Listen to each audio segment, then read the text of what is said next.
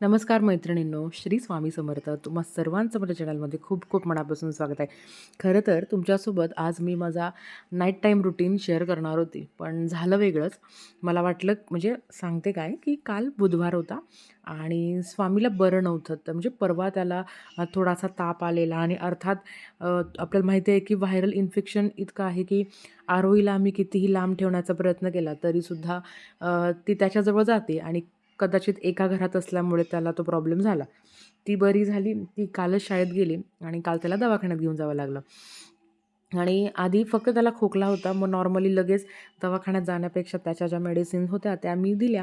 म्हटलं फरक पडेल. पण मग परवा त्याला खूप ताप आला आणि मग म्हटलं की नाही दवाखान्यात जाऊया आणि उलट्यांचं प्रमाण इतकं वाढलं आहे तुम्हाला काय सांगू. त्याच्यामुळे तो सोडत नाही आहे मला आणि तेच सांगते की प्रत्येक वेळेस त्याला घेऊन फिरणं आणि काम करणं आणि नेमकी आरोही झोपली होती. बघा तो इथे पण त्याला खाली बसायला मागतच नव्हता. त्याचं असं म्हणणं होतं की फक्त मला घेऊन फिर आणि थोडासा रांगायला पण लागला आहे तो. मग त्याच्यामुळे फार लक्ष द्यावं लागतं. तर बिचारी त्याच्या आवाजाने आरोही उठून आली आणि मग म्हटलं ठीक आहे चला ती आली तर टेन्शन नाही. ह्या व्हिडिओतून तुम्हाला फक्त एक सांगायचं आहे. मला बऱ्याच कमेंट्स होत्या की ताई तू कमेंटला रिप्लाय नाही देत. तुम्ही थोडीशी सिच्युएशन समजून घ्या माझी. मला जेव्हा जमेल तुम्हाला खोटं वाटेल, जेव्हा त्याला मी झोका देते ना, तेव्हा तुमच्या कमेंटला मी रिप्लाय देते किंवा असं काही करत असते ना मी जेव्हा, की नाही आता तो झोपला आहे, मला थोडासा टाईम मिळाला आहे. तर मी तेव्हा रिप्लाय देते. आता बघा त्याला टाकलं की तो इकडे-तिकडे पळत असतो आणि त्याने दुपारी अतिशय थोडंसं खाल्लं होतं आणि इतक्या उलट्या होत आहेत त्याला. तर डॉक्टरने उलटीवरचं औषधच दिलं नाही. तर मी आता परत म्हणजे आज गुरुवार आहे, तरीसुद्धा म्हणजे आज मी परत जाणार आहे डॉक्टरांकडे. त्यांना सांगणार आहे की त्याला औषध द्या. काल तुम्हाला खोटं वाटेल सगळा किचनवरचा पसारा तसाच होता. तुम्हाला दिसत असेल इव्हन मी किचन ओटा साफ पण नव्हता केला. मगाशी त्याला असंच चालतंय किचनमधून हॉलमध्ये आणायचं, हॉलमधून किचनमध्ये आणायचं, हनुमान चालीसा लावायचं, रामरक्षा लावायचं, थोडंसं त्याला खाऊ घालायचं आणि फक्त 2-3 घास खातो. कसं तरी मग ती कधी-कधी त्याची बहीण बिचारी त्याच्यासमोर डान्स करते, की त्याला आवडतं की ना दीदी डान्स करते. मग ते बघत तो असा खातो आहे. तसंही मुलांचा खायचा प्रॉब्लेमच असतो आणि आजारी असल्यावर तर विचारूच नका आणि त्याचा चेहरा इतका बारीक झाला ना, तुम्हाला खोटं वाटेल, काल रात्रभर तो खोकत होता. इतका खोकत होता, की सांगू शकत नाही. म्हटलं आज परत जाऊया.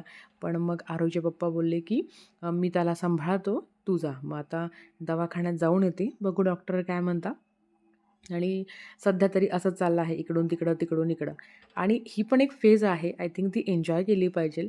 आहे बघा आता सॉरी टू से पण मला घर असं चकाचक ठेवून तुमच्यासमोर यायचं आणि असं म्हणायचं, की माझं घर खूप क्लीन असतं. सॉरी बॉस, मला ते जमणार नाही. कारण माझ्या घरात खरंच असतोच आणि आय थिंक तो प्रत्येकाच्या घरात पसारा असतो.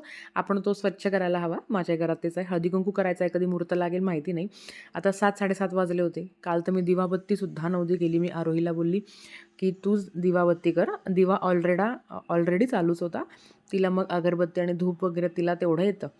तिने ती लावून दिली आणि ह्या सगळ्या फेजमध्ये जेवणाचे फार वांदे होऊन जातात. तर मी काल फक्त चपात्या केल्या होत्या आणि अर्थात काल सकाळची भाजी होती बटाट्याची भाजी, तर मी ती खाल्ली आणि आरोहीला फक्त भेंडीची भाजी केली होती. बाकी काहीही केलं नव्हतं. असं पटापट आणि ह्या सगळं करताना तो बिचारा 5-10 मिनिटं जरी तो खेळला, शांत बसला, तरी पण मी सगळं कामं करते. आणि मला तरी वाटतं, की जे फक्त ज्यांच्या घरात आजी-बाबा नाही आहे ना, तर त्यांचे असेच हाल होत असतील जसे माझे होत आहे. तर हे काही नवीन नाही किंवा काही वेगळं नाही. आता तुम्ही बघत असाल किचन पण माझा खूप खराब झाला आहे. गॅस खूप खराब पण मी काहीच करू शकत नाही. आधीचं फार वेगळं होतं. आधी सगळं प्रॉपर चकाचक होतं. आता तसं नाही आहे. पण अगेन सांगेल, की ही एक फेज आहे, ही ना एन्जॉय करायची आहे. आणि मी आणि आरोहीचे पप्पा तेच म्हणतो, की आपल्या घरात आता लहान बाळ किंवा हे पॅम्परिंग किंवा बाळाची मालिश वगैरे हा प्रकार नाही घडणार. आपण जिवंत असू तर आरोहीच्या बाळाचाच नंबर लागेल. तर या सगळ्या फेज एन्जॉय करते. तर असं आहे तो खेळूपर्यंत 4-5 चपात्या केल्या मी. पोळ्या झाल्यानंतर मग त्याला थोडंसं स्टीम वगैरे दिली कारण कफ खूप आहे आणि लहान पोरांची काळजी घ्या तुम्ही. काय होतं माहिती आहे का? घरात एक जरी आजारी पडलं ना, तर तो व्हायरल इन्फेक्शन होतोच. मी महाराजांना तेच म्हणते, की महाराज मला काही पण होऊ द्या. मला द्या सगळ्यांचे आजार, पण त्यांना नका देऊ. आणि आय थिंक ही प्रत्येक आई हेच करत असते बघा. त्याला मी आता ते स्टीम देते आहे. स्टीम वगैरे दिली, तो झोपला. पण तरीसुद्धा 12 वाजता उठला तो रात्री. त्याने उलटी केली. परत 1 वाजता उठला, परत उलटी केली आणि सगळा जो कफ आहे ना, खूप दिवसाचा साचलेला आहे तो कफ, सगळा तो बाहेर काढतो आहे. बघू आता लेट्स सी कधी बरं वाटेल त्याला. कारण आजच हळदी-कुंकू करायचं होतं, आज गुरुवार होता. पण म्हटलं नाही, जोपर्यंत त्याला बरं वाटत नाही तोपर्यंत काहीच नाही. कारण अर्थात घरी गेस्ट येणार आणि आपल्यालाही ते योग्य वाटत नाही की मुलांना बरं नाही. आणि अर्थात बाकीचे पण लहान मुलं येतील, त्यांनाही इन्फेक्शन नको आणि आपल्याला पण म्हणजे आपल्या मुलांना पण इन्फेक्शन नको. तर स्वामीला औषध देऊन झालं आहे, एक बाकी आहे. पण आता त्याला थोडंसं ब्रेक देऊ. तोपर्यंत हा सगळा पसारा मी उचलून घेते. रोज याच्यापेक्षा भयंकर पसारा असतो. आज थोडासा कमी आहे आणि किचन ओट्यावर पण आवरायचं आहे, तर ते पण आवरून घेते. आज काही त्याला घुटी नाही दिली कारण त्याला बरं नव्हतं. आता हे सगळं आवरून घेते, मग आपण भेटूया. आणि तुम्हाला एक सांगू का, की असं तुमच्या बाबतीत घडतं का मला सांगा? जेव्हा आपण काहीतरी चांगलं घडत असतं आयुष्य, एकदम असं एका लाईनवर चाललं असलं, की काही ना काही होतं आणि आजारपण तर नकोच वाटतं. पोरांचं तर नकोच बाबा, आपण तरी आपलं करून घेऊ.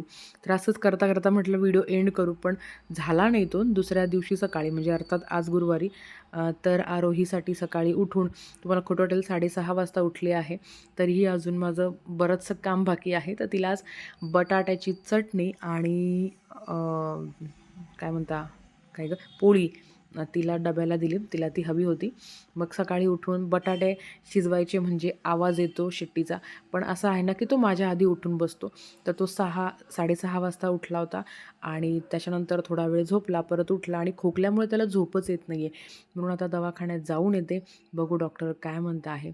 आय विश सगळ्यांचे लेकरं महाराज बरे करते.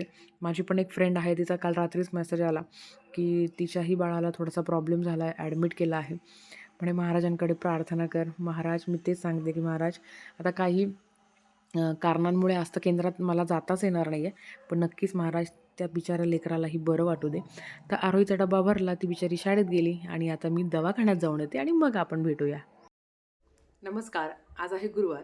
श्री स्वामी समर्थ. तुम्हा सगळ्यांना शुभ गुरुवार. तर कालच्या व्हिडिओमध्ये मी तुमच्यासोबत थोड्याशा ग्लिम्स शेअर केल्या. व्लॉग काहीतरी वेगळा छान शूट करायचा होता तुमच्यासोबत, पण ते काहीतरी वेगळंच घडलं. मला वाटलं होतं की त्याला बरं वाटेल, पण ठीक आहे. मग मी आज सकाळी दवाखान्यात जाऊन आली. जेव्हा ते पेशंट सगळे लहान मुलं होते माहिती आहे. सगळे लहान, कोणी खोकत होतं, कोणाला काय झालं होतं, कोणाला काय झालं होतं. मी स्वामीला नव्हतं नेलं, तो घरातच होता. तर त्याच्या पप्पाजवळ, तर मीच गेली होती. तर मी डॉक्टरांना सांगितलं, की तो फ्रिक्वेंटली खोकतोय म्हटलं. ज्याला आपण म्हणतो ना धाप लागणं, म्हणजे काय उबळीचा खोकला, उबळ येते त्याला राहून. तर डॉक्टर बोलले, की तुम्ही स्टीम द्या, सकाळ संध्याकाळ स्टीम द्या. आणि तो उलटी पण करतो. त्याचा इतका कफ साठलाय छातीमध्ये, की तो खूप उलटी पण करतोय. तर मग डॉक्टरांनी ना मला एक रिपोर्ट काढायला लावला. तुम्हाला एक खरं वाटेल ना, खोटं वाटेल, मला ना त्या गोष्टीची खूप भीती वाटते. मला त्यांनी CBC-RC असं काहीतरी आहे, CBC-CR असं काहीतरी आहे, ते फाईलमध्ये दिलेलं आहे. तर मला तो काढायला लावला. म्हणे जर तो खूपच खोकत असेल तर ते काढून घ्या. पण मला माहिती आहे असं काहीच होणार नाही, किंवा मी ते काढलंच नाही. कारण एक तर माझ्यापेक्षा स्वामीचे पप्पा खूप जास्त घाबरतात त्या गोष्टीला. आपण पळवाट वगैरे काढणं असातला भाग नाही आहे, किंवा नाही करू शकत असातला पण भाग नाही आहे. पण मला माहिती आहे की त्याचा खोकला असा असतो ना, की तो लवकर जात नाही. आता तुम्ही म्हणाल की त्याला ना ओव्याने शिकव, तर हो, मी त्याला ओव्याने पण शिकवते आहे. त्याच्या डोक्याला, त्याच्या छातीला मी जायफळ पण लावती आहे. आता लसणाची धुरी, तुम्हाला खोटं वाटेल, मी त्याला अजूनही धुरी देत होती. धुरी देणं वाईट नाही आहे, खूप चांगलं आहे. म्हणजे रोज ते कोळसे पेटवणं आणि त्याच्यावर शेपा, ओवा आणि लसणाच्या ज्या पाकळ्या आहेत त्या देत होती. पण मला असं वाटतं की आता हे थांबलं पाहिजे. कारण बघा, म्हणजे हे सायंटिफिकली मला असं वाटते की जेव्हा आपण तुम्हाला पण सांगते मी की धुरी देणं वाईट नाही आहे, पण त्याचा जो धूर येतो ना, तो भाप आपल्यासारख्याला त्रास होतो. तर मी मिस्टरांना म्हटलं नाही, आता त्याला अजिबात कुठल्याही प्रकारचा धूर वगैरे द्यायचा नाही म्हटलं, कुठली धुरी द्यायची नाही, काही द्यायचं नाही. जे होईल ते डॉक्टरांच्या सल्ल्यानेच होईल म्हटलं, आणि त्यांच्याच पद्धतीने आपल्याला करायचं आहे. तर ते बोलले हो.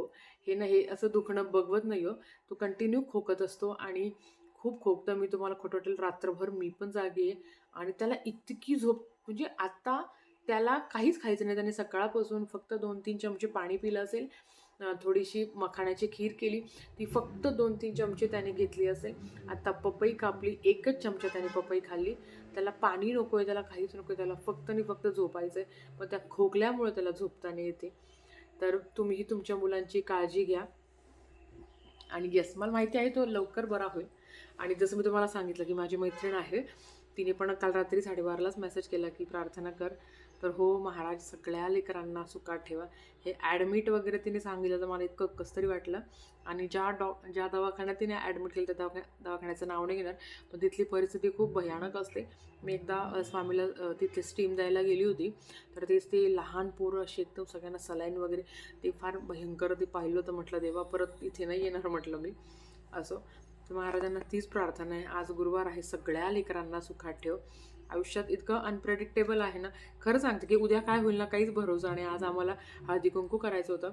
आरोही पण म्हणत होते, आता ते आल्यावर तर तिचं तर वेगळंच राहील की मम्मी तू म्हटली होती ना हळदी कुंकू, मग काय झालं झालं. तर काहीतरी चांगलं होत राहिलं की काहीतरी गडबड होतेच होते. आणि अजून एक गोष्ट सांगायची आहे महिलांनो, तुमची मुलं जर 5 वर्षाच्या खाली असेल ना, तर आहे ना इन्फ्लुएन्झा हे एक व्हॅक्सिन आहे बघा, फ्लूची व्हॅक्सिन आहे. हे कुठलंच प्रमोशन नाही बरं का. हे तुम्हाला कुठल्याही दवाखान्यात तुम्ही बघताय, कोरोना नंतर जी ना इन्फ्लुएन्झाची व्हॅक्सिन ती दिली जाते लहान बाळाला. म्हणजे मी माझ्या दोन्ही मुलांची जे व्हॅक्सिन आहे ते मी प्रायव्हेटमध्येच केले होते आणि आता पण ते कंटिन्यू आहे. मला चांगलं आठवतं की जेव्हा त्याला आहे ना इन्फ्लुएन्झाचं व्हॅक्सिन दिलं, फ्लूचं व्हॅक्सिन, तर त्याच्यानंतर त्याचं आजारपण खूप प्रमाणात कमी झालं. जे फ्रिक्वेंटली होत होतं ते खूप जास्त प्रमाणात कमी झालं. म्हणजे 2 महिन्यातून एकदा. ते पण आता वातावरण बदलले बघा. प्रचंड गरम होतं. म्हणजे थंडीचं नामोनिशाणच राहिलं नाही. स्टील नाशिकमध्ये तरी गारवा वाढला आहे आणि गरम होत आहे. तर त्याच्यामुळे आणि मी आरोहीचं पण पाहिलं की आरोहीला ते जे व्हॅक्सिन दिलं ना, तर त्याच्यामुळे तिला खूप फरक पडला की रोगप्रतिकारशक्ती पण वाढते आणि जे आजारपण आहे ना, ते खूप जास्त प्रमाणात कमी होतं. जून महिन्यात असा आहे, जून लागला की घरात आजारपण येतं. मी तर तुम्हाला सांगेल की जूनमध्येच मुलं शाळेत जाण्याच्या आधीच त्यांना ते व्हॅक्सिन देऊन द्या. ते वर्षातून एकदाच द्यायचं असतं. आता कुठे 2200 कुठे 2500 रुपयाची फी आहे, पण वर्षातून एकदा आहे. आणि तुम्हालाही माहिती आहे की दवाखान्यात गेलं लहान पोरांच्या असते तर त्याची फीस आणि तर सगळं मेडिसिन दररोज 1000 रुपये आरामशीर जातात. त्याच्यापेक्षा जर हे व्हॅक्सिन दिलं तर नक्कीच वर्कआउट करेल. कुठल्याही पिडियाट्रिशियनकडे जाऊन तुम्ही बघा, मी तरी घेतला आहे, मला त्याचा चांगला इफेक्ट पडला आहे. मी असं नाही म्हणणार की मुलं आजारीच नाही पडत, पण त्यांची जी क्षमता आहे ना ती खूप वाढून जाते. आजारपण खूप जास्त प्रमाणात कमी होण्यास मदत होते. आय विश लवकरच मी तुमच्यासमोर त्याला छान पद्धतीने घेऊन येईल, जसा तो आधी यायचा. 2 दिवसात माझं पोरगं एवढं खराब झालं आहे, एवढं त्याचं तोंड उतरून गेलं आहे ना, आणि एवढं हलकं पण लागतंय मला ते. ठीक आहे चला, हे चालूच असतं. जाऊ द्या. तर मी तुम्हाला हेच सांगते आहे, आज तरी एवढंच आहे. उद्या बघू, आता उद्याचं उद्या. ठीक आहे. आज जर बरं, आणि उद्या तर हळदी कुंकू बघू. उद्या तर नाही शक्य, मे बी रविवारी वगैरेच करेल आता. बघू चला. तर व्हिडिओ थांबवते मी. भेटूया परत अशाच एका चांगल्या व्हिडिओसोबत. तोपर्यंत श्री स्वामी समर्थ.